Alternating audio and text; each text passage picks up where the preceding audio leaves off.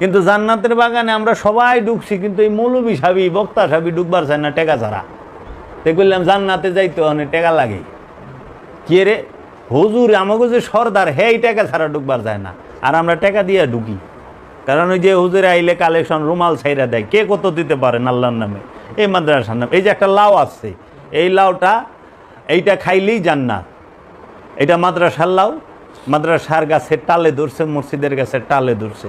কে কত দিবেন, লাউ বড় কথা না, টাকাটা হচ্ছে বড়, দানের বিষয়। দিল কত, এমন বাতাস মারে মানুষ তো ভুলে যায়। এক লাউ কিনে 12,000। তাহলে জিব্রাইল ফেরেশতা সেও মানব রূপ ধরছে, রুহুল আমিন সে মানব রূপ ধৈরেই মহানবীর সামনে আসছে।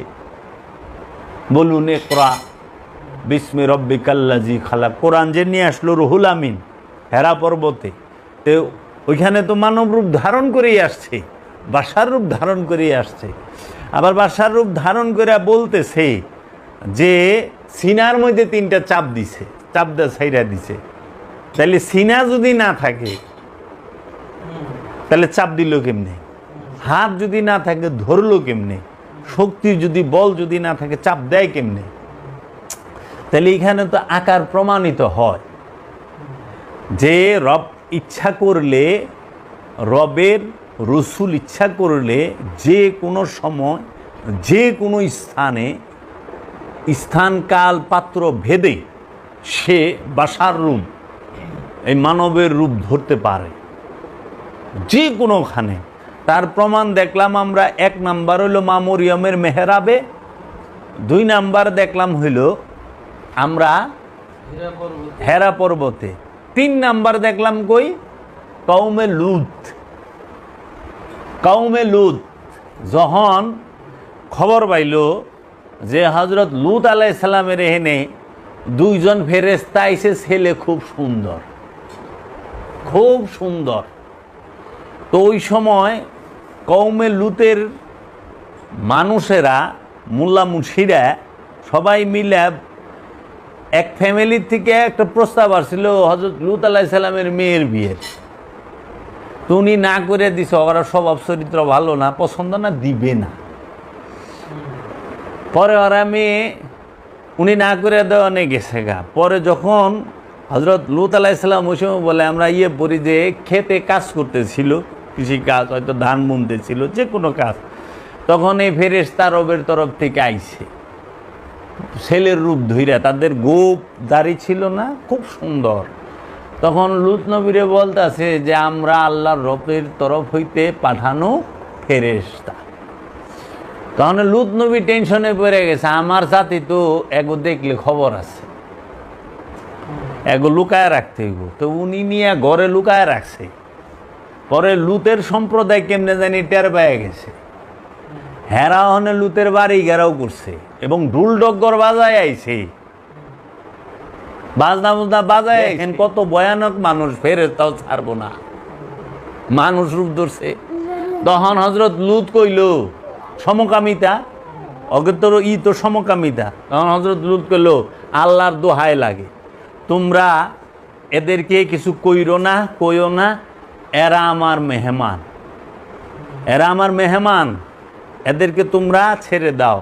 তখন হযরত লুত কইল আমার মেয়ে গোনা বিয়ে করবার চাইছে, আমি মেয়ে গো দিয়ে, তোমার মেয়ে লাগবো না, ওই 2টারে দাও, মেয়ে গো লাগবো না, ওই 2টারে দাও। লাস্টে দরজা ভাঙ্গে। মানে ফেরেশতারা তো ভয়ে, নবীও ভয় ভাই, দেখেন কি মন সমকামিতা। আল্লাহর নবী হযরত লুত, সে ডরায় ওই অগদেই খায় সমকামীদের দিকে। তারপরে আবার এই ফেরেশতারও ডরে খিল লাগায় ঘরের কোনায় খাড়ায় রয়েছে। যখন দেয় যে ঘর দরজা ভাঙে হালায়, তখন তারা বলল যে লুত আপনি সইরা যান, আপনি একটু সরা। লুত নবীকে সরাই দিল। তারা যখন যায় সামনে দাঁড়াইল দরজা খুইলায়, কি রূপ দেখছে ফেরেশতা গো, যাইরা এই দৌড় ব্যাক দিকে, উল্টা দিকে। তাইলে দেখেন সমকামী যারা, এই কওমে লুত, এরা কত ভয়ানক। এই কওমে লুত কোন হানে পাই আমরা, কোন জায়গায় ভাই? এই কওমে লুতই তো আগে রুমাল টুমাল মোড়াতে থাকতো খুব, একদম ফিটফাটা ছিল। অনেকে আমরা কৌমেলুদ দেখি না, ফেরেশতারা দরজা লাগায় থাকলো, নিস্তার নাই। কয় যে এই আমার মেয়ে লয়ে যাও, কয় তোমার মেয়ে লাগবো না, ওই দুইটারে দাও, ফেরেশতাকে দাও। তাই কইছি আল্লাহর বান, এই যে মানুষ যে কত খতরনাক, এ মানুষ কারে ছাড়ে কোন? মানুষ কারে ছাড়ছে? ফেরেশতারে ছাড়ে নাই, নবী রসুলরে ছাড়ে নাই, ওলি আল্লাহরে ছাড়ে নাই, স্বয়ং রুহুল আমিনরেও ছাড়ে নাই, রুহুল কুদ্দুসরে ছাড়ছে, ইসারুল্লাহরে ছাড়ছে, পিটায় নাই। মানুষ যে কত খতরনাক। এলে বাবা জাহাঙ্গীর বলছে পৃথিবীর বুকে সবচেয়ে খতরনাক প্রাণী হইল মানুষ, ডেঞ্জারাস, ভয়ানক। যে ফেরেশতা হ্যাগো সারবার চায় না, ফেরেশতাগো দৈরাও হেরা সমকামিতা করব। আচ্ছা, এই মানুষ কোনো নবীরে ছাড়ে নাই, আঘাত করছেই। এমন কোনো নবী নাই যে তার সম্প্রদায় থেকে আঘাত খায় নাই। এমন কোনো অলি নাই যে সে ওই সময়কার মানুষ থেকে নির্যাতিত হয় নাই, ফতোয়া পায় নাই। এমনকি যাকে কোরআন বলছে রুহুল্লাহ, আল্লাহর রূহ, স্বয়ং ঈসা রুহুল্লাহ, ঈসা হচ্ছে স্বয়ং আল্লাহর রূহ, সেই রুহুল্লাহরে পিটাইতে পিটাইতে শুলে চড়াই দিছে। তাইলে মানুষের মতো খতরনাক চিজ জগতে আছে? কি কইবেন? আর হেরা নিজেকে খুব ফ্রেশ মনে করতে আছে। মানে সমকামে গো কথা কইলে এরা সেইটা যায়। তাহলে দেহার মধ্যে অনেক প্রকার আছে, আমরা যাহা দেখি আসলেই দেখি না। হেরা পর্বতের গুহাটাই এতটুক, মানে যারা গেছে খুব বড় না, কিন্তু ওইখানে রুহুল আমিন যখন আসলো, সে কিভাবে দাঁড়াইলো, তার হাইট কত, তার হাইট কত, তার কত। তো বাবা জাহাঙ্গীর কোন এক সময় বলছিল কিচ্ছু দেহ নাই, যখন সেই আল্লাহর আব্দ হুয়াইবু থাকে কিনা আমি না কইলাম, এত বড় পাও দেখছে মানুষের, পাও খাড়া রইছে, 10 ফুট ঘরের ভিতরে থাকে কেমনে, 7 ফিট উঁচে, 9 ফিট উঁচে, 10 ফিট আর 12 ফিট এরকম গড়টা, অথচ তার সিনার চৌড়াই তো বিশাল। তাইলে ওইটা কি উনি ঘরে দেখে? ওটা কি সেই চোখ দিয়ে দেখে? মেরাজ কি এই চোখ দেওয়া হয়? আমাগো কখনোই না। সাধারণ মানুষের মেরাজ এই চোখ দেয় না, কিন্তু আল্লাহ রহমাতাল্লিল আলামিনের মেরাজ সবই এই চোখেই। রহমাতাল্লিল আলামিন এই দেহ মুবারক লইলে আমকামে গেছে, ধ্যানে আমকামে যায় নাই কইলে খেয়াল করতেইব। আমরা মেরাজ করলে ধ্যানে করি, আমরা মেরাজ করলে করি, কিন্তু রহমাতুল্লিল আলামিন কিন্তু দেহ নিয়েই গেছে, ও জুব্বা মুবারক পইরেই গেছে। দেহনি গবেষণার বিষয় আছে আমাদের তো গবেষণা থেকে সরাই দিছে। আমরা সব বই পড়া বুঝতে চাই, আমরা সব ওয়াজ শুনে শিখতে চাই, বুঝতে চাই। এই যে মানুষ আমারে ফোন করে না, জিজ্ঞায় বলে দেন তো নফসটা আসলে কি। আশ্চর্য, নফস কি বলার বিষয়? নফস হইল উপলব্ধির বিষয়, দেখার বিষয়, দর্শনের বিষয়। আমরা সব কিছু কেন শুনতে চাই? কারণ আমরা শর্টকাট। দাইমি সালাত কি ফোন করে, কালকে একজন আমারে ফোন করছে, আপনি বলে, তখন আমি বললাম যে আপনি কতখানি কষ্ট করে আল্লাহ পাইছেন, আল্লাহর রসুল পাইছেন। মুসলমান কতখানি কষ্ট করেছেন, কলেমা আজে পড়ছেন। আপনি কলেমার দাম, মুসলমানের দাম কি দিবেন? সালমান ফার্সি ইরান থেকে হাঁটতে হাঁটতে আর মহানবীর গান শুনতে শুনতে মদিনায় আয়া পড়ছে। তো ইরান থেকে মদিনায় তো কতটি পাহাড় তার ডিঙ্গান লাগছে, কতটি তার গাড়া খন্দক নদী নালা পুকুর পড়ছে। এরকম ম্যাপ করা রুট ছিল তো না, ওই সময় রুট ছিল, রাস্তা ছিল না।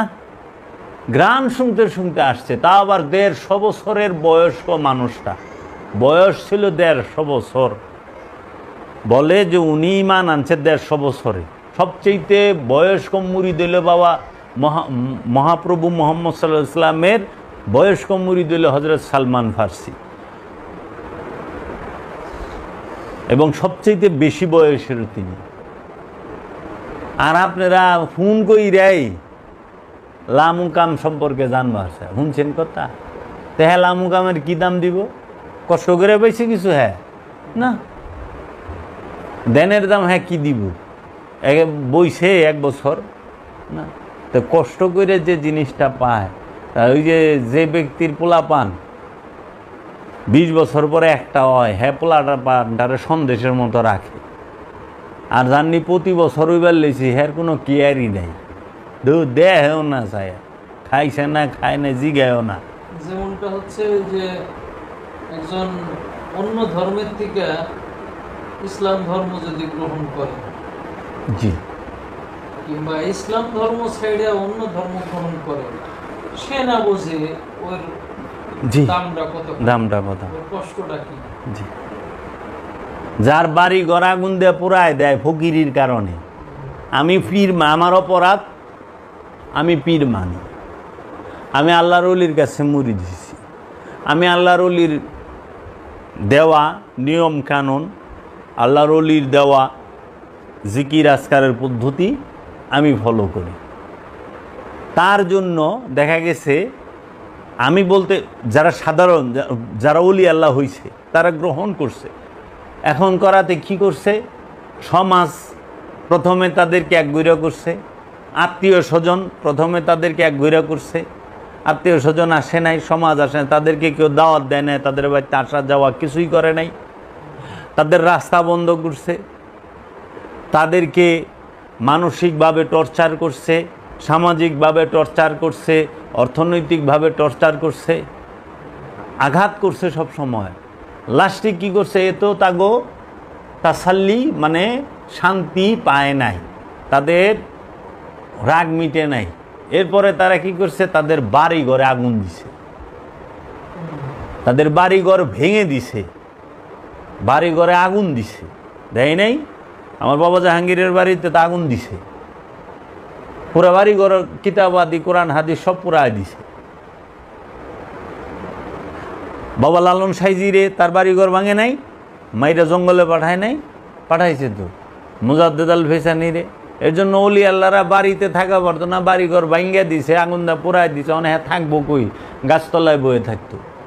মানে মানুষ মনে করে পিসা বললে গাছতলায় যাওয়ান লাগবো। আরে না, পিসা 5 তলায় থাকছে, মানে 5 তলা ভাঙ্গা পোড়ায় দিছে, যেই বুকুই।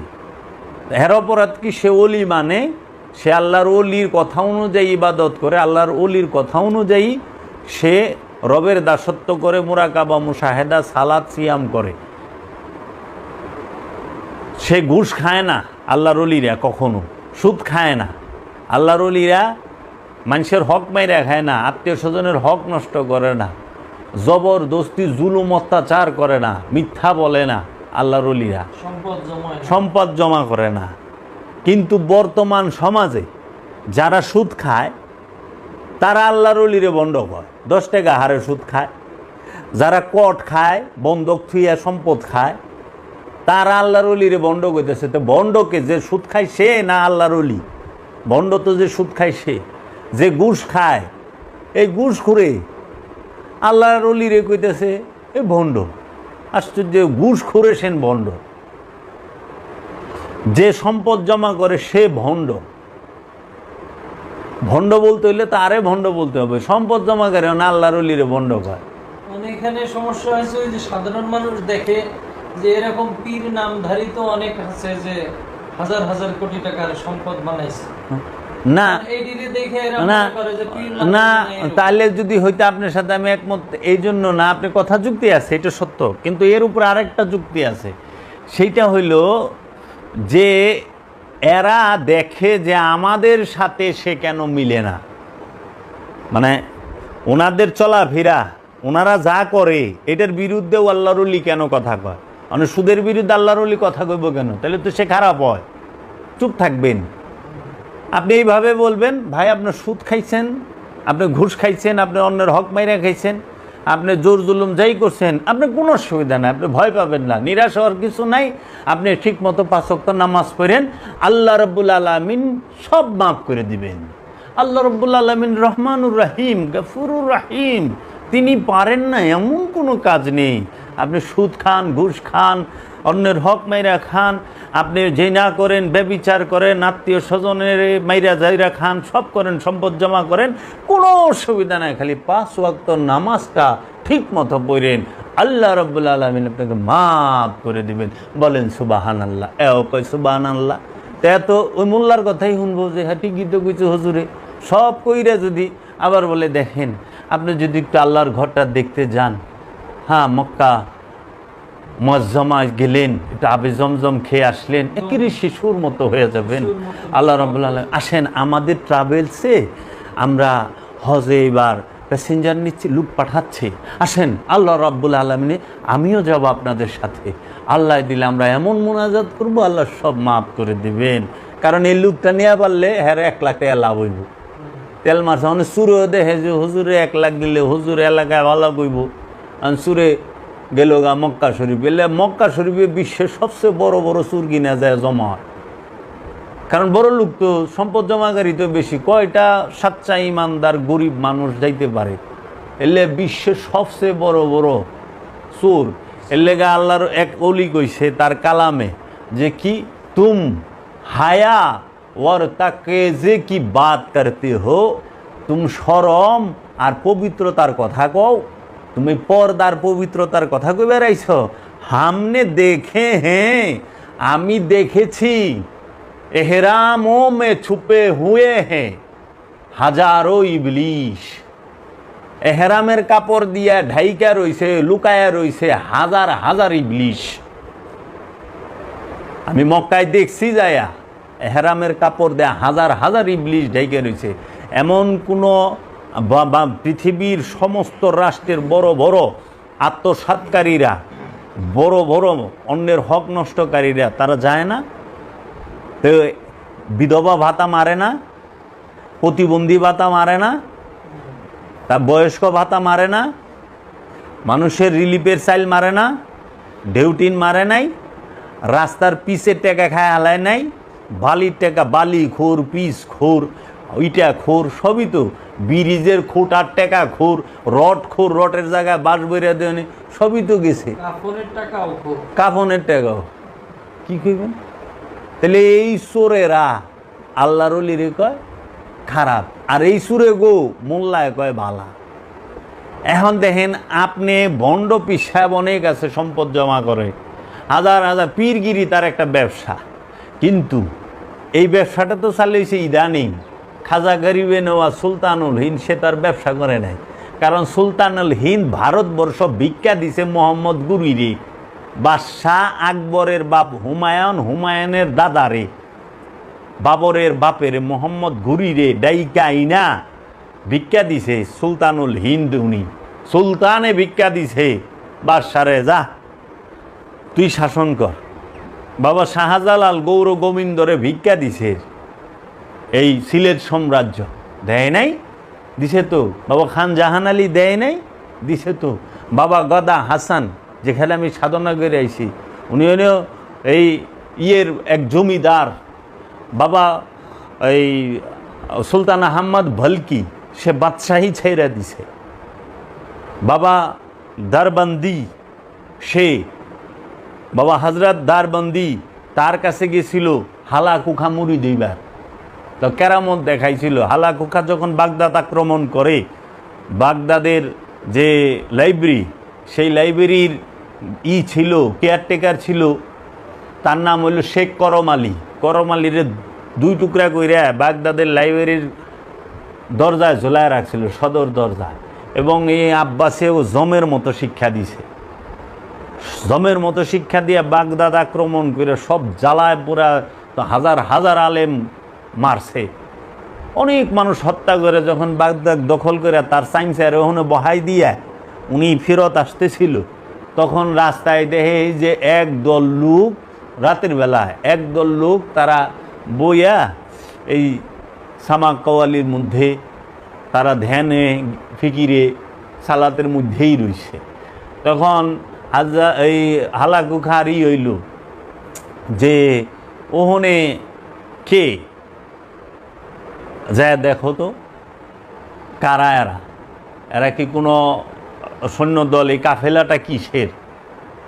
কোনো রাজার বাহিনী বহিনী না তো? তো ওনার লোক যায় দেখে যে ওখানে কিছু লোক, তাদের চুল বড়, তারা যাযাবর সন্ন্যাসী, তাহারা তাদের মুর্শিদের সাথে বৈশা রাত্রি যাপন করতেছে, ধ্যান খেলে ফিকিরের মধ্যেই আছে। আইসা বলছে, হুজুর ওইখানে তো হালাকু খারে কইতেছে, ওইখানে তো একদল গুরু প্রেমিক তাদের গুরুকে নিয়ে বৈশা রয়েছে, একজন পীর বইয়া রয়েছে। পীর ওনার একটা কৌতূহল যাচ্ছে, এটা আবার কেরা যায় দেখাই। তো সে গেছে, আনে উনি বাবা দারবন্দি, উনি তো চোখ বন্ধ, আবু ইয়াকুব তার নাম ছিল, বাবার বইয়ে আছে, মারেফতের গোপন কথাই পাবেন, চোখ বন্ধ। তো উনি এক পুটলা হালাকুখা, এক পুটলা স্বর্ণের মুদ্রা সামনে দিছে, বাবা এটা আপনি এটা রাখেন, এটা দিলাম, টেস্ট। কয় এটা কি? কয় স্বর্ণ মুদ্রা। কয় না, এটা তো রক্ত, এটা মানুষের রক্ত। কয় না, এটা স্বর্ণ মুদ্রা। কয় না, এটা মানুষের রক্ত। তো না হালাকুখা সিপ দিছে, বুঝে কয় এটা কি কয়, সিবি দেওয়ানে পুরো হাত রক্ত দিয়ে ভরে গেছে। হায়, এই যে কারার মধ্যে সঙ্গে সঙ্গে লুটায় বসে পায়, দয়া আমার মুরিদ করেন না, আমি করব না। তখন তার যে প্রধান খলিফা ছিল তার কাছে দিয়া দিল, আবু ইয়াকুব খুব সম্ভবত তার নাম, এই ঘটনাটা বাবা জাহাঙ্গীরের কিতাবে আছে, তার কাছে দিয়া দিল, যাও তুমি তার কাছে মুরিদ হও। তাইলে সবচেয়ে ডেঞ্জার ম্যান হালাকুখা, হেরেও তো আল্লাহর ওলি এখানে লুয়েছে, ইমান আনায় ছাইড়ে দিছে। মোল্লার পক্ষে তো সম্ভব হলো না, হাজার হাজার আলেম বাগদাদে কুবায় কাইটা থুয়াইছে,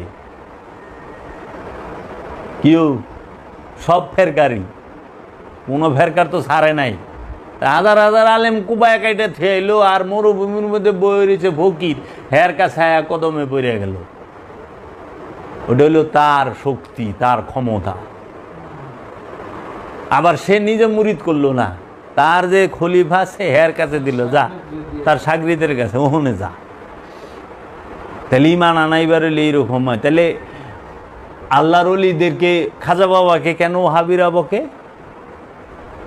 এই মোল্লারা খাজা বাবাকে উল্টাপাল্টা কথা কয় কেন? বড় পীরকে নিয়ে উল্টাপাল্টা কথা কয় কেন? বড় পীর তার ব্যবসা করে নাই, ব্যবসা না হনে করতে আছে। অনুচিত কথা কইলে হুজুরের মুখ খারাপ হয়ে যাব। আল্লাহর ওলিগ দরবারে তো দান বাক্সা ছিল না, দান বাক্স বহাইল কবে থেকে? এই দান বাক্সকে তো ওহাবিরে দেখা বহান শুরু হয়েছে। কারণ ওহাবি যখন থেকে মসজিদেই, এই মোল্লারা মসজিদে, মাদ্রাসার মানুষ যখন মসজিদে দান বাক্স বহান শুরু করছে মাদ্রাসায়, তখন দেখে যে আল্লাহ সবই তো মসজিদ মাদ্রাসায় যাইতেছে, আবার কই দিছে আল্লাহর ঘর। তা আমরা বান্দারা নিজের ঘর না থাক, আল্লাহর ঘর কিন্তু বানাই দিই আমরা। আমার হালটা হয়েছে এরকম। তখন হেরাও দান বাক্স দিল, কিন্তু ফকিরের দান বাক্স নাই। ফকিরের জন্য তো কোরআনে আয়াত নাজিল হয়ে গেছে, সূরা মুদাজ্জিলার মধ্যে পড়া দেখেন যে তোমরা যাহারা আমার রসুলের সাথে গোপনে গোপনে পরামর্শ করতে যাও, উত্তম উপঠোকনটি তার হাতে দিও এবং সাদকা কইরো। তার আশেপাশে, তার আস্তানা যারা থাকে, ঢুকতে সময় তাকেও কিছু দিও, দিয়া ঢুইকো। দেওয়ার আগে ঢুইকো না, এটা আল্লাহর হুকুম, ইয়া ইউহাল্লাযিনা আমানু, আমানুরে হুকুম দিছে, কাফেরের না, জালিমের না, আমানুরে। এটা আল্লাহর হুকুম, নাজরানা দেওয়া। আল্লাহর ওলিরে দিবেন নাজরানা, হাদিয়া না, নাজরানা। তার চেহারা মুবারক দেখে নাজরানা দিব, কারণ আল্লাহর ওলির চেহারাটাই আল্লাহ অমনে বানায় দেয়, যে চেহারা দেখলে কিছু দেওয়ার লাগে এমন। আল্লাহর ওলিরা নিব নাজরানা, দান বাক্স। আল্লাহর ওলি, এই বাদশার দরবারে দান বাক্স থাকে রে, ওই ফকুন্নির বাচ্চা। তুই না বলে বিশ্ব অলি, তুই না বলে গাউসুল আজম, গাউসুল আজম দান বাক্স লয়ে বইছে কেমনে? তুই বাদশার বাদশা কামলে হলো তোর বাইর দান বাক্সকে। বাদশার বাইর থাকবো ডেক্সি, ডেক্সিতে ভালা। বাদশার বাদশা তার নজরানা দিব তার হাতে, আর আল্লাহর ওলির হাতে নজরানা দেওয়া লাগে। আপনি আল্লাহর ওলির জন্য যে কোনো কিছু নিয়ে যাইবেন, আল্লাহর ওলিকে দেখাবেন, বাবা আমি আনছি, তাকে দেখাইবেন। নিছেন আল্লাহর ওলির লিগে, মানে নিয়ে আবার আল্লাহর ওলির সেক্রেটারির কাছে দিয়েন না, ওইটা গায়ে বয়ে যায় পারে। এর জন্য আল্লাহর ওলির এন নিচ্ছেন, আল্লাহর ওলি খাইব না, কারণ 1000 মানুষে 1 কেজি করে আপেল আনলে 1000 কেজি আপেল। হ্যার পক্ষে সময়, হ্যাঁ সারাদিন আপেল মুখে দেওয়ানোর সময় কই? আপনারা দেখেন না, আপনার আইলে কথা কয় যে খাওয়ানোর সময় আছে। আল্লাহর ওলি তো তার ভাবে থাকে, তার রাজ্যে থাকে, হ্যার খাওয়ান লাগে না। হ্যার এই স্পিরিট হ্যার দয়ালেই দেয়, হ্যার শক্তি হ্যার দয়ালে দিলে। মহানবী কইছে আমার রবে খাওয়া, তোমরা আমার লোক ই করো না, তোমরা আমার মতো পারবা না, তোমরা ওই সিয়াম করতে যাও না। আমি যেটা করি ওইটা করো, আমি যাহা করি ওইটা করতে যাও না। আল্লাহর রাসূল বলছে আমি যাহা বলি সেইটা করো, আমি যাহা করি সেইটা কইরো না। অনেক বর্তমান সমাজে মুলা মুন্সিরা আল্লাহর রসুল যা করছে সেইটা করে, কিন্তু রসুল যা কইছে সেইটা করে না। রসুল কইছে উছিলা দর ধরবো না,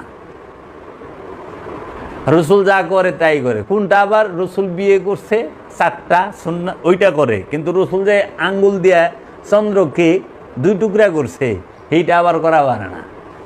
রসুল থুতু ফালাইলে মরা খুব জিন্দা হয়ে গেছে গা। মৌলবী সাহেব কি খবর? রসুল প্রকৃতির ডাকে সাড়া দিতে গেলে গাছ একখান হয়ে গেছে আড়াল দেবার জন্য। আর হ্যাঁ গো হেনে সুতরা পাতা দেয়, হ্যাঁ ও বুলেট ঠেলায় দেন লাগে ডলা।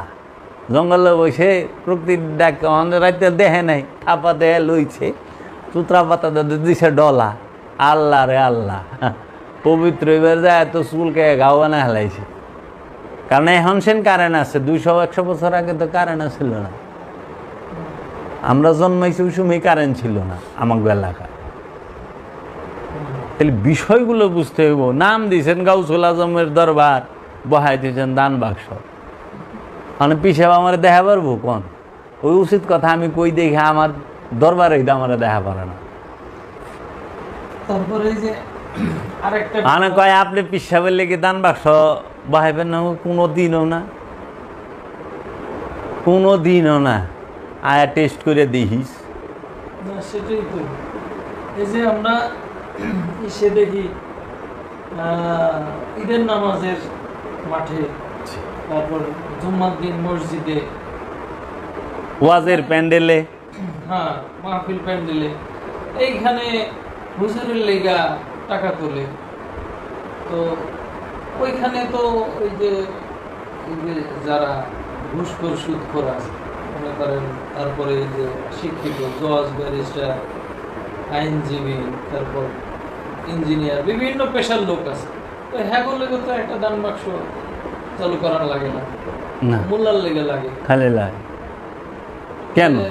মোল্লা এত ফকির, সারা জীবন ফকিরই থেকে গেল, মিসকিন মিসকিন মানুষের কাছে সাউন্ড লাগে, নাইলে চলে না।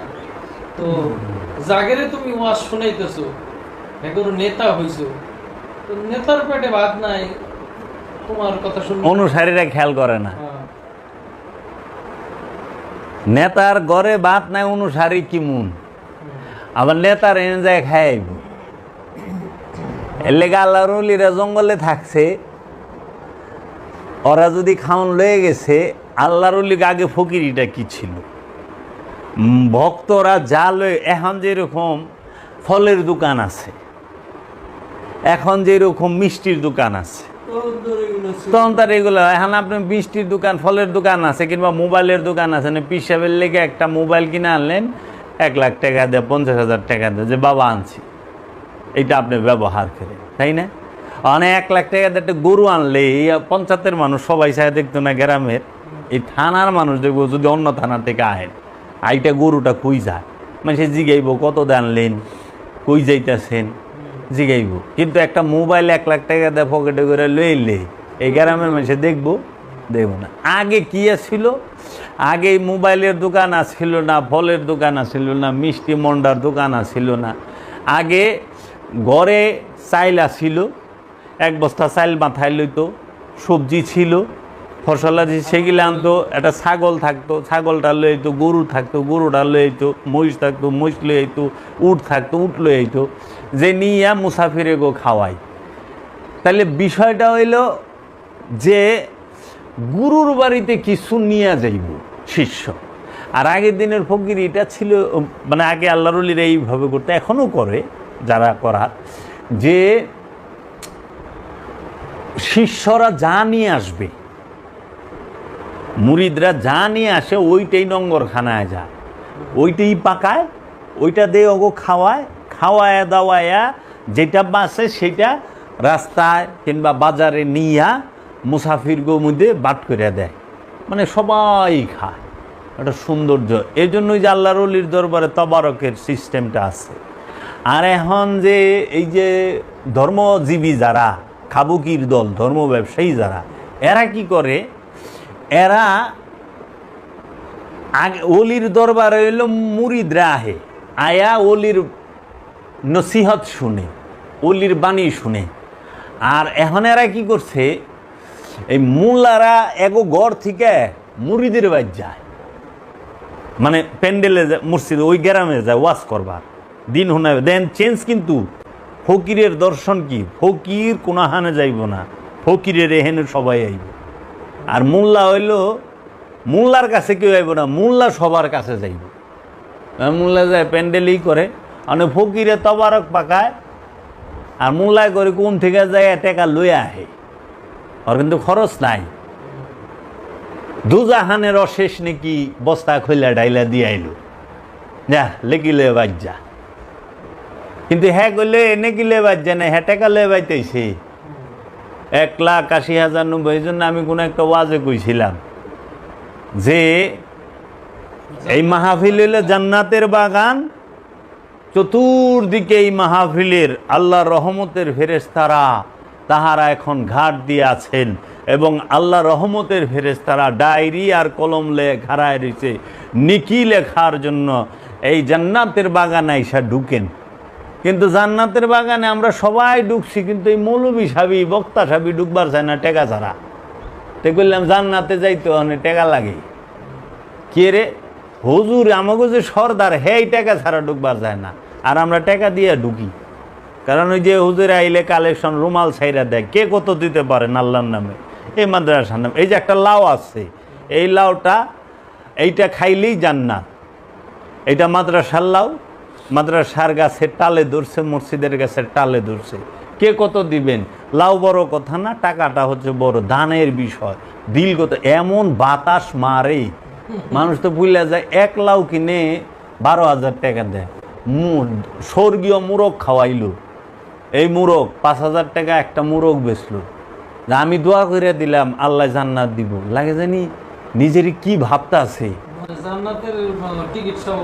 মুরগ দেই জান্নাত।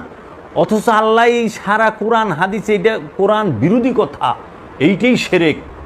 আল্লাহ কোরআনে কইছে একমাত্র পবিত্র নফস জান্নাতে যাইব। মুরগ কিনে তো জান্নাতে যাওয়া যায় না, মসজিদে টাকা দিয়ে জান্নাতে যাওয়া যাইব। কোরআন হাদিসে কই পাইলি? তো কাই না হাদিসে জান্নাতের শর্ত 2টা। জি, একটা হলো বিশ্বাস, একটা হলো সত্য। জি, একটা হইল আমানু এবং আমলে সালেহা যারা করে তারা যাইব জান্নাতে, আর যাহারা মুত্তাকি, জান্নাতে যাবে একমাত্র মুত্তাকি, কোরআন বলতেছে। এবং মুত্তাকি সেই, মুত্তাকি শব্দের অর্থ কি? ওরা কয় আল্লাহকে যে ভয় করে এটা হলো বাটপারি ও অগো, এটা কুটকৌশল। মুত্তাকি শব্দের অর্থ যে ভেতর এবং বাহিরকে পবিত্র করছে, যার জাহের এবং বাতেন দুইটাই পবিত্র, মানে খান্নাস মুক্ত, শয়তান মুক্ত, নফসের অধিকারী। এই জন্য কোরআন ডাক দিয়েছি ইয়া আইয়াতুহান নাফসে মুতমাইন্না, হে মুতমাইন নফস, আসো জান্নাতে প্রবেশ করো, বান্দার মধ্যে প্রবেশ করো। তাইলে কোরআন কইতেছে পরিতৃপ্ত নফস জান্নাতে যে বারে মোল্লায় কইতেছে এই মুরগটা কিনলে, মসজিদের মুরগ কে কিনবি বাবা, 5,000 টাকা দিয়ে কিনলে আমি দোয়া করে দেবো জান্নাতে যাবি। এটা কোরআন বিরোধী কথা নয়। এই ছাগলের দলে হুনে কয় সুবহানাল্লাহ, ওই যে টাকা দিছে। তাই আমি কইছি মসজিদে 1 টাকা দান করলে জগতে এমন কোন আলেম আছে কোরআন থেকে দেখায় পারবো কোনো সওয়াব আছে? কোনো সওয়াব নাই। মসজিদে দান করার মধ্যে কোনো সওয়াব নাই, আল্লাহর অ্যাকাউন্টে কোনো সওয়াব নাই। মাদ্রাসা দান করার মধ্যে কোনো সওয়াব নাই, কারণ রসুলের জমানায়, সাহাবীর জমানায় মাদ্রাসা ছিল না। মাদ্রাসার জন্ম হইল 1867 খ্রিস্টাব্দে। এই 1867 খ্রিস্টাব্দে দেওবন্দ নামক মাদ্রাসা ভারতবর্ষের দেওবন্দে প্রতিষ্ঠিত করে খলিল আহমদ আম্বুটি, মাওলানা কাশেম নানুতুবি, এই দুইজন। এবং ওহাবিবাদের সবচেয়ে ভারতবর্ষে যে এজেন্ট, যেটা থেকে ওহাবিবাদটা প্রচার হয়, সেটা হলো দেওবন্দ মাদ্রাসা। মাদ্রাসায় দান করার কথা কোরআনে কই আছে? কোরআন বলছে সূরা বাকারার 177 নম্বর আয়াতে 6টা স্থানে দান করবা, 6 স্থানে দান করার কথা, যে এইখানে দান করলে তোমাদের সওয়াব হবে, পুণ্য হবে। সেটা কি? ইয়েতিম মিসকিনকে, যারা ঋণগ্রস্ত তাদেরকে, অভাবগ্রস্তকে, এগুলো সব মানুষকে কেন্দ্র করে, মুসাফিরকে। লাইসা জি, পূর্ব পশ্চিমের দিকে তাকানো, মুখ ফেরানোতে কোনো পণ্য নাই, ফায়দা নাই। ফায়দা কি? আল্লাহতে ঈমান আনলে, আল্লাহর কিতাবের প্রতি ঈমান আনলে, আল্লাহর রসুলের প্রতি ঈমান আনলে, তারপরে এই আমলে সালেহা করলে, এইরকমভাবে 5টা শর্ত দিছে। সত্য সাক্ষী দিলে, জি, তারপরে প্রতিশ্রুতি রক্ষা আর করলে, আল্লাহর মাল, আল্লাহর মহব্বতে মাল দান করবা 6 জায়গায়। সূরা বাকারার 177 নম্বর আয়াতে স্পষ্ট কইছে। অহনে বর্তমান সমাজে এইটারে বন্ধ করে দিয়া এই মানুষ অহনে টাকা দেয় না, ওই যে উঠাই দিছে মোল্লারা, এই মানুষ, এরা তো নামাজ পড়ে না, এদিকে টাকা দিচ্ছেন। এরা আইগা হুসেনা মুইতা পানি লয় না, দেখেন না, এরা নেশা পানি খাইব, এরাই মানে যত নেগেটিভ কথা আছে মানুষের বিরুদ্ধে বইলা, এই ভিখারিগো টাকা দিলে সওয়াব নাই, লয়ে গেছে মাদ্রাসা বাচ্চারা হিফজি পড়ে, এরা নামাজ পড়ে, এরা পাঞ্জাবি পিন্দা থাকে, এরা আল্লাহ বিল্লাহ করে। এখানে দেবেন আল্লাহ তো শর্ত দেয় না যে আল্লাহরে ডাকে হেরে টাকা দাও। আল্লাহ কইছে মানুষকে দাও, অভাবগ্রস্তকে দাও, মুসাফিরকে দাও। কয় নাই তো মুসলমান মুসাফিরের কথা না, তাই মসজিদে নিয়ে টাকা দেয়া হে, এই যে ভ্রমণকারী হেরে দাও। তাহলে ভ্রমণকারী তো হিন্দু, মুসলিম, খ্রিস্টান নাই। জগতে কেউ প্রমাণ করা পারবো না মসজিদ এবং মাদ্রাসায় টাকা দিলে কোরআনে বলছে যে সওয়াব আছে। মানে টুকাই না হাদিস বানাইলে তৈব না। আর মহানবী যে মাদ্রাসার কথা কইব, মহানবীর যে মনে হয় মাদ্রাসা ছিল, হ্যাঁ, যে মাদ্রাসার কথা, মহানবী মাদ্রাসা প্রতিষ্ঠিত করছে। মাদ্রাসায় এত মহাত্ম, মহানবী মাদ্রাসা করলো না। আচ্ছা, এখন কেউ যদি কয় যে তাইলে মসজিদে তো মানুষ নামাজ পড়তে, ভালো কাজ করতেই যায়, জি, তাহলে দিলে কি সমস্যা আছে? না, এটার উত্তর কি দিবেন? কোনখানে ভালো কাজ করতে সেই জায়গায় দিলে সমস্যা আছে? মসজিদে কি ভালো কাজ করতে যায়? নামাজ পড়তে যায়। নামাজ কি মসজিদ শর্ত? আল্লাহ কি কোরআনে কোথাও বলছে যে মসজিদে নামাজ পড়ন লাগবো? দেখাক তো, মসজিদে নামাজ পড়তে হইব, ওইটা কোরআন শর্ত দিছে? আল্লাহর রসুল কোথায় পড়েছেন? আল্লাহর রসুল কোন মসজিদ? আল্লাহর রসুল তো নিজেই কাবা। আল্লাহর রসুল কাবারও কাবা, বাবারও বাবা। এরা নামাজের হাদিস পড়ুক যে আল্লাহর রসুল একদিন সাহাবায়ে কেরাম নামাজ পড়তেছিলেন। যদি এগো হাদিসই ধরি, হাদিসের লগে হাদিস দ্বিমুখী হয়ে যেত, সাংঘর্ষিক হয়ে যেত। আল্লাহর রসুল একদিন নামাজে উপস্থিত ছিলেন না, হযরত আবু বকর সিদ্দিক ইমামতি করতেছিলেন। তো ওই মসজিদে ওইখানে নামাজের মধ্যে ছেলেরা ছিল সামনের কাতারে, মেয়েরা ছিল পিছনে, ছেলেদের পিছনে। তখন যখন আল্লাহ রসুলের ঘর থেকে ওই খালি দরজার এখান থেকে চুপি দিয়ে পর্দার ইয়ে থেকে দেখতেছিল, সঙ্গে সঙ্গে সেই ইমাম কি করছে, ওন থেকে উইঠা মুখ ঘুরায়া সোজা সবাইরে ধাক্কা দিয়া মেয়েদের সামনে আসছে। মেয়েরা সবাই ছেলেদের পিছনে চলে গেছে, ছেলেরা মেয়েদের সামনে আইসা গেছে, রসুলকে সামনে রাইখা সেজদা করছে।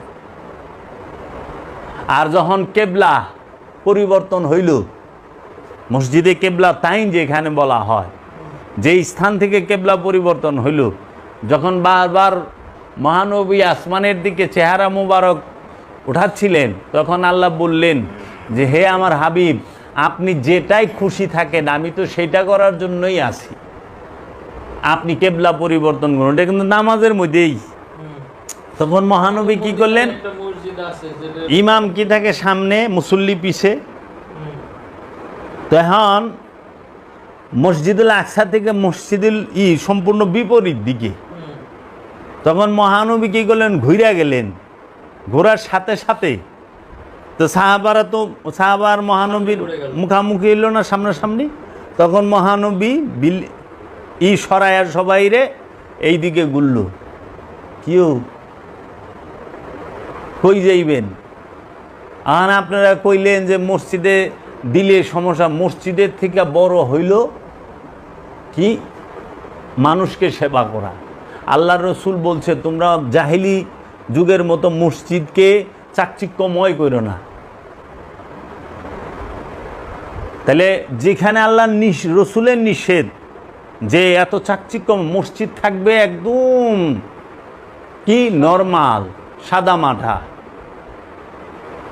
এখন প্রতিযোগিতা লেগে গেছি, কে কত দামি ঝাড়বাতি লাগাই পারে, কে কত দামি এসি লাগাইতে পারে, কে কত দামি ফ্যান লাগাইতে পারে, কে কত দামি মার্বেল টাইলস লাগাইতে পারে। মসজিদেও তো সমস্যা আছে। মসজিদ চাকচিক্য করো না মানে কোন মসজিদ? এখন আল্লাহ যে কথা কইছে কোরআন, এটা তো কোরআন এবং আল্লাহর হাদিসে বলছে, এটা মহানবীর হাদিসে। মহানবী তো কখনো জাতের কথা বলে নাই। এখন সেই মসজিদটা তো হৃদয়, প্রতিটা মুমিনের কলবটাই হচ্ছে আল্লাহর ঘর মসজিদ। প্রতিটা মুমিনের কলবই হচ্ছে আল্লাহর ঘর মসজিদ। সেই মুমিনের কলবে আল্লাহ নিজে থাকে। আর ওই কলবকে মেজাজি রূপে দেখাবার জন্য জাহিরি মসজিদ, ইট পাথরের মসজিদ, মানুষের তৈরি মসজিদে আল্লাহ থাকে না, আল্লাহর তৈরি মসজিদে আল্লাহ থাকে।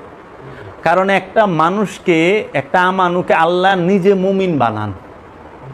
মানুষ ইচ্ছা করলে মুমিন হইতে পারে না, আল্লাহ নিজে মুমিন। কারণ আল্লাহ নিজেই কইছে আমি যাকে আমি হেদায়েত করব, আমি হেদায়েত দান করব।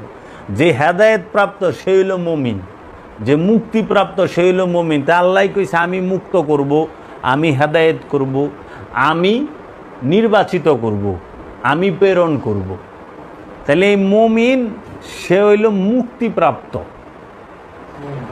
মুমিন সে হইল হেদায়েত প্রাপ্ত। আল্লাহ যে ঘরটা নিজে তৈরি করেন সেই ঘরটাই হয় আল মসজিদ বাইতুল্লাহ, আল্লাহর ঘর। এর জন্য প্রতিটা জি এই দেহ এইটাই, এই যে আমার দেহের মধ্যে যে অন্তর নামক যে স্থানটা, সেটাকে আল বাইতুল্লাহ বলা হয়, একমাত্র আল্লাহর ঘর বলা হয়। এটাকে কাবাও বলতে পারেন, কারণ কাবা যেটা আমাদের, কাবা মানে কি লক্ষ্য, কাবা মানে হচ্ছে উদ্দেশ্য, কেবলা মানে লক্ষ্য। উদ্দেশ্যে পৌঁছতে গেলে লক্ষ্য লাগবে, এই লক্ষ্যে পৌঁছতে গেলে উদ্দেশ্য লাগে না। তো কাবা আর কেবলার মানে হলো লক্ষ্য এবং উদ্দেশ্য, উদ্দেশ্য এবং লক্ষ্য। আর আমরা যাকে মক্কা শরীফে কাবা বলতেছি, এটাকে কিন্তু মক্কা কোরআন কাবা বলে নাই, বলছে মসজিদুল হারাম। এটাকে মসজিদ বলা হয়েছে, মসজিদুল হেরেম, মসজিদুল আকসা। সূরা বনী ইসরাইলের 1 নম্বর আয়াত, সুবহানাল্লাযী আসরা বিআবদিহি লাইলাম মিনাল মসজিদুল হারাম ইলাল মসজিদুল আকসা। তো এই মসজিদ তৈরি করো, কলবকে, অন্তরকে, হৃদয়কে, এই ঘরে আল্লাহ থাকবে। এর জন্য বলছে মসজিদ থাকবে সাদা মাঠা, মসজিদ চাকচিক্য থাকবে না। চাকচিক্য করলে তো আপনি ওই দিকেই সার্বজনীন হইতে পারলেন না তো, কারণ সার্বজনীন বিষয়টা।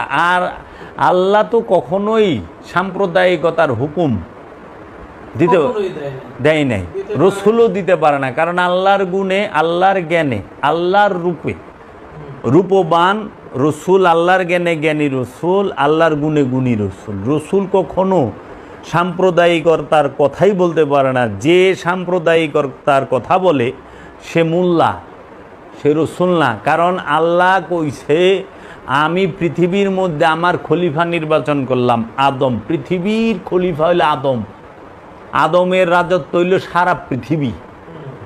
আচ্ছা, রসুল সে হচ্ছে রাহমাতাল লিল আলামিন, সমস্ত জগতের রহমত। তো যিনি সমস্ত জগতের রহমত, তিনি কখনো সাম্প্রদায়িক কথা বলতে পারেন না। আবার রসুল সে মানব জাতির হেদায়েতের কাণ্ডারি। তাহলে রসুল কখনোই সাম্প্রদায়িক কথা বলতে পারেন না। আর রসুল মানব জাতিকে হেদায়েতের আহ্বান করছে। আর হেদায়েতের জন্য এবাদতের হুকুম রসুল তার অনুসারী মানে আমানুকে দিছে, মুরিদকে অনুসারীকে আমানুকে বলছে তুমি নামাজ পড়ো, তুমি রোজা করো। আমানু তুমি নামাজ পড়ো, আমানু রোজা করো, আমানু হজ করো, আমানু কুরবানি করো, আমানু আমলে সালেহা করো, আমানু তুমি সুদ খায়ও না। আমানুরে কইছে, কিন্তু মানুষের বেলায় কইছে আল্লাহকে মানো। তৌহিদের ডাক দিছে মানুষের কাছে, আর মুক্তির কথা বলছে আমানুর কাছে। খেয়াল করতে হইব। এর জন্য তৌহিদ আর শিরকের আলোচনাটা মানুষের কাছে আল্লাহ করছে, আল্লাহ রসুল করছে। আর দাসত্বের কথাটা আল্লাহ রসুল আমানুরে কইছে। তাহলে এই যে বিষয়টা, আর মুত্তাকি এবং মুমিনকে বলছে তোমাদের কোনো ভয় নাই। মুত্তাকি হইল তোমরা নিশ্চিত, তারাই নিজেরাই মসজিদ, ওই মসজিদের মধ্যেই আল্লাহ আছেন। এর জন্য বলছে যে মসজিদের দানের কথা বলা হয়। রসুল মাদ্রাসা প্রতিষ্ঠিত করে নাই, কারণ রসুল ভাষা শিখাইবার জন্য আসে নাই। কোরআনে কোথাও আছে রসুল ভাষা শিখাবার জন্য আসছে? কোরআনে আসছে রসুল 4টা কাজের জন্য আসছে। প্রথম সে আয়াত তেলাওয়াত করবে, দ্বিতীয় নফসের পবিত্রতা, তৃতীয় কিতাব শিক্ষা দিবে, চতুর্থ হলো হিকমত দান করবে। এই 4টা হলো রসুলের কাজ। আর নবী কি করবে? শাহেদা মুবাশশিরা ও নাজিরা ওয়াদাইয়া নিলাল্লাহ বিইজনিহি ওয়া সিরাজাম মুনীরা। আল্লাহর নবী হলো শাহেদা সাক্ষী, মুবাশশিরা সুসংবাদদাতা, নাজিরা সতর্ককারী, আর দাঈ ইলাল্লাহ আল্লাহর দিকে দাওয়াত দেনেওয়ালা, তৌহিদের ডাক দেনেওয়ালা। অনে এই যে সৌদি আরবের ভেজাল শায়েক, এরা দেখবেন লেখে দাই শায়েক হজরত ফাজিল শেখ নাম লেখছে। আমি সেদিন দাই, সাধারণ মানুষ তো বুঝে না দাই মানে কি। আল্লাহর দিকে দাওয়াত দেন, ওরে কেরা পাঠাইছে আল্লাহর দিকে দাওয়াত দেনেওয়ালা ফাজিল শেখ। আমি দেখলাম যে দাই শেখ শায়েক মোহাম্মদ ফাজিল শেখ, শেখ ফাজিল অন্যের সম্পদ মেরে খায়। আমার দাদার সম্পত্তি মেরে খাইছে শেখ ফাজিল, রেকর্ডের নাম দেখছ শেখ আবার ফাজিল। ফাজিল শেখের আইছে। তাহলে এই যে বিষয়গুলো কে ধরবো এদের? এন মাদ্রাসা জন্ম হইল এই ভারতে সেদিনকে আজ থেকে 150 বছর, 153 বছর হয়েছে। 1867 1867 থেকে ওইদিকে থাকে হইল 33 বছর, 1900 সাল, আর এদিকে হইল 123। তাহলে 33 আর 23-এ 56 হয়, 156 বছর আগে। আজ থেকে 156 বছর আগে সারা দুনিয়ার মধ্যে সর্বপ্রথম মাদ্রাসা, ব্রিটিশরা করে। তাও আবার ব্রিটিশদের প্রতিষ্ঠিত, এবং বাদশাহ সৌদ এবং আব্দুল হাব নজদির ব্যাপক অর্থায়নে, ব্রিটিশ বাদশাহ সৌদ এবং আব্দুল হাব নজদি এদের ব্যাপক অর্থায়নে। মানে ব্রিটিশদের উদ্দেশ্যটা ছিল কি, যে এই মাদ্রাসা প্রতিষ্ঠার মধ্যে দিয়ে এদের মধ্যে একটা দ্বন্দ্ব লাগায় রাখা, না, ভেদাভেদ নাকি? ব্রিটিশ এবং সৌদ পরিবার এবং এই আব্দুল হাব নজদি মূলত তাদের এজেন্ড হলো ব্রিটিশ। এদের উদ্দেশ্যই ছিল মোহাম্মদী দর্শনটাকে চিরতরে দুনিয়া থেকে উপরে ফেলা। মোহাম্মদী দর্শন থাকবে না, মোহাম্মদের নাম গন্ধ থাকবে না। এর জন্য ওরা কোরআন রাখবো, কিন্তু কোরআনের মধ্যে মোহাম্মদের নাম রাখবে না। এই ওহাবিরা দেখেন, মসজিদ রাখবে, কিন্তু মসজিদে মোহাম্মদের নাম রাখবে না, খালি আল্লাহর নাম থাকবো। দেখেন আপনি সালাফিগো মসজিদে যান, সালাফিগো মসজিদে আপনি মোহাম্মদের নাম পাবেন না, মোহাম্মদ সাল্লাল্লাহু আলাইহি ওয়াসাল্লামের নাম পাবেন না, ওখানে সব আল্লাহর নাম। ওহাবিরা ওই যে বললে দেন না, ওয়াজ করে আল্লাহর মোহাম্মদের নামটা যেন বরাবর না হয়, উঁচা নিচা হবে। আল্লাহর মোহাম্মদ সাল্লাল্লাহু আলাইহি ওয়াসাল্লামের দরজা মাপে মোল্লায়, এটা কি বেদবি না? যেখানে আল্লাহ কয়ে দিছে ইয়া আইয়ুহাল্লাযিনা আমানু, হে ঈমানদার, আল্লাহর রসুলের আগে পা বাড়ায়ও না, আল্লাহর রসুলের কণ্ঠস্বরের উপর উচ্চ কণ্ঠে কথা বলল না। এই জায়গায় মোল্লায় আল্লাহর নবীর দরজা মাপে। তাকে আলাদা করে দেখো না, আলাদা করলে আমল সিদ্ধা জ্বালায় দিমু, পা বাড়াইলে আমলই জ্বালায় দিমু। কিসের আমল লয়ে বড়াই করছ? আমলই তো জ্বালায় দিব আল্লাহ। আর ওই জায়গায় মোল্লায় আল্লাহর নবীর দরজা মাপে, কে বড় কে ছোট। চিন্তা করছেন? চিন্তা করতে পারেন একবার? আল্লাহ কোরআনে কয়ে দিছে আমার রসুলদের মধ্যে তোমরা ছোট বড় উঁচু নিচু কইরো না, নিষেধ, হারাম, এটা নিষেধ করে দিছে আল্লাহ সরাসরি। ওই জায়গায় আল্লাহর হাবিবের মধ্যে উঁচা নিচা করে এই মৌলবীরা, অন্থে সেরেক টাইনা বাইর করে। শুনছেন? সেরেক হইল শয়তানের বিষয়। সেরেক কি আল্লাহ রসুলের বিষয় রে? শয়তান থাকলে হয় সেরেক, শয়তানের পূজা করলে হয় সেরেক। আল্লাহ রসুলের পূজা তো সেরেক না।